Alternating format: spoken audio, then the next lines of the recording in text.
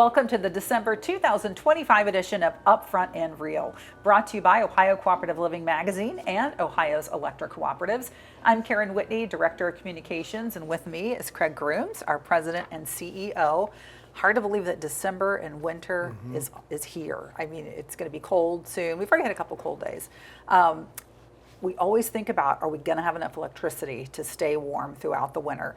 The North American Electric Reliability Corporation just put out its winter assessment. How does it look that we're going to fare in Ohio as far as having enough supply to meet demand?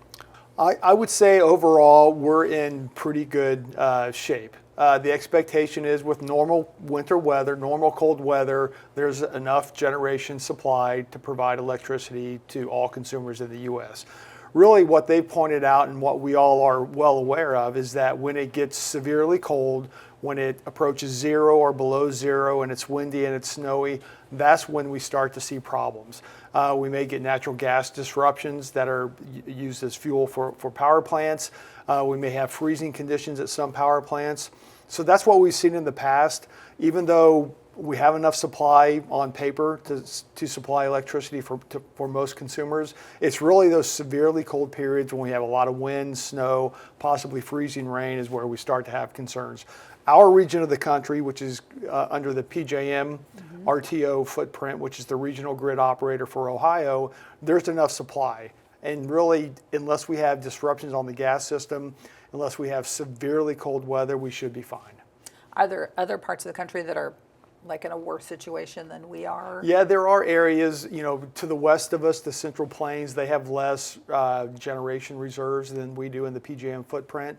You look at a place like Texas, they've seen a lot of demand growth. And so as we've seen in past years, when it gets really cold down in Texas, really windy, they can have some supply disruptions. So I think they have a bit more risk than we do. To the west of us in the Central Plains, they have a bit more risk than we do. You get down into the southeast, the Carolinas, they've seen a lot of demand growth, not a lot of generation growth, so they have a little bit more risk than we do. But again, it really depends on the severe weather. When the severe weather hits, that's when the grid starts to get stressed. Yeah, so speaking of weather, it's hard to predict even 3 days out, but yeah. National Weather Service, Old Farmer's Almanac, the long-range winter forecast. Couple of different opinions out there, but what have you seen in that? The National Weather Service, which is the official entity I think that a lot of people look to, they are saying there are equal chances for severe cold or severe warm or warmer than average weather, which means anything can happen. Yeah. There's a couple meteorologists that we follow that look at atmospheric conditions, and they are saying it's setting up as we saw back in 2014 and 2015, where atmospheric conditions may allow for pretty severe cold fronts coming down from Canada to reach most of the eastern continental U.S. And so we are expecting and planning for 2 to 3 severe cold periods. It appears that we'll see above average precipitation, which means we may have a couple good snowstorms. Yeah. So we were preparing for, even though the National Weather Service says it could be warmer than average, it could be colder than average, based on other sources, we're preparing for a cold winter. Yeah, any precipitation, whether it's rain, ice, snow in the wintertime, creates problems with lines and poles, so it brings trees down, so people just be aware and look at those things ahead of time.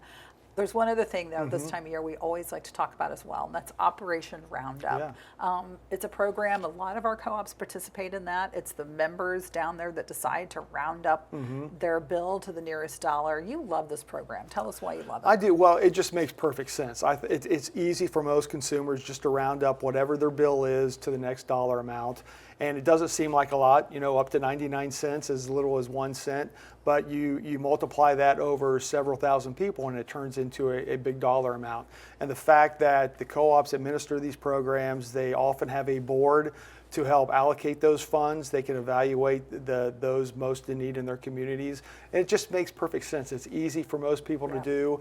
And again, as I mentioned, I would love to see something like this in most forms or of retail and other areas where if we felt that there was a responsible group of people administering a program, they could really do a lot of good with programs like this. Yeah, and it seems like maybe people heard you. I went to a McDonald's recently, and there's people are rounding up, or Yeah, it's even a great to retail see. store. So Yeah. maybe it's catching on a little bit. And I hear that the penny is now out of Yes. circulation or production, so maybe it'll become normal. Yeah, maybe so. Yeah. Great thing to be doing this time of year with December, Christmas here.